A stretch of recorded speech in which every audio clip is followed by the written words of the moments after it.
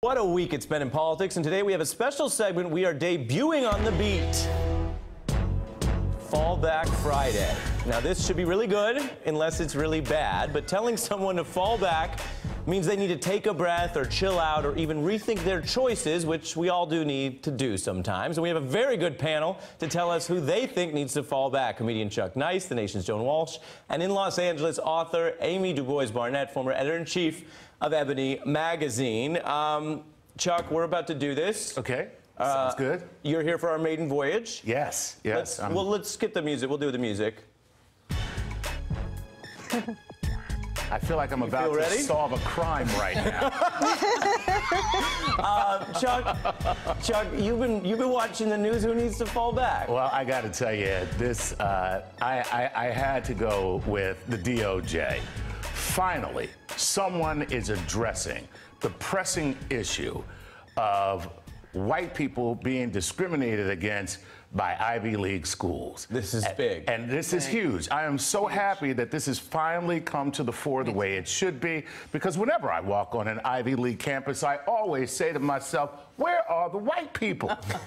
I don't understand what is going on Princeton's campus now. Same here. Yes. Asking the big questions. The big questions. Joan, who needs to fall back this week? I would say fall back Martin Shkreli, who is acting like a little Trump mini-me today as he's being accused of, convicted of 3 felonies, but he threw like a victory party for himself and thanked his lawyers. This is amazing, and this is a story that hasn't got as much attention, but you know, also matters with healthcare and drug pricing, which was one of the many issues he's controversial for. I think let's take a listen. I think we have him today.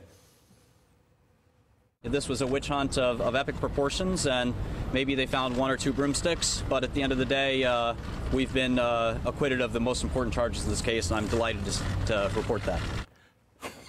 Dude, you're going to prison for some years, up to 20. It was not, he called it a great day. He congratulated his lawyers. He just did this. Now that Anthony Scaramucci is out of the picture, I mean, we might have told him to fall back, except I guess John Kelly already did.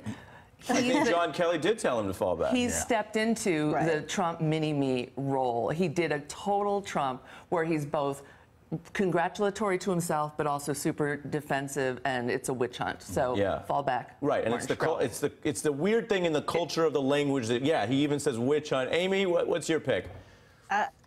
You know, and also Shkreli is delusional too. I need to say that. I mean, delusional on a Trump level. But my pick for fallback this week is Caitlyn Jenner, who was seen in Los Angeles this week tooling around in a flashy vintage convertible, wearing one of those red, Make America Great hats, a week after Trump's plan to ban all transgender people from the military. And granted, Caitlyn did come out last week against the ban, and she talked about, the fact that it was discriminatory, et cetera. But clearly, she's a staunch Republican, and clearly she wants to make that known. She's out here, in her little hat, flaunting her residual white male privilege. It's obvious that the 65 years that she spent as a rich white man is trumping, no pun intended, or all pun intended, the 2 or 3 years that she spent as a transgender woman, because that residual privilege is influencing her obvious support of Trump and his, I have to say, homophobic agendas. I just became aware of that right when you put that up. You learn things watching the beat. You do learn things watching the beat. Absolutely. And I just want to say, if only I could get my family to be as faithful to me as Trump supporters are to him. Wow, that's crazy. I think you flipped it. All right, I got mine, and mine is a special one. It's someone who had already fallen back for 6 months. Stephen Miller did a round of wild interviews on the trial ban. Then you remember he fell back for months on end. Then he came back this week. Let's take a look at his return. Can you tell me how many... Maybe we'll make a carve-out in the bill that says the New York Times can hire all the low-skilled, less-paid workers they want from other countries, and see how you feel then about low-wage substitution. But that's not what you said, and it shows your cosmopolitan bias. And I just want to say... It sounds like you're trying to engineer the racial and ethnic flow of people into this country. Jim, that is one of the most outrageous, insulting, ignorant, and foolish things you've ever said.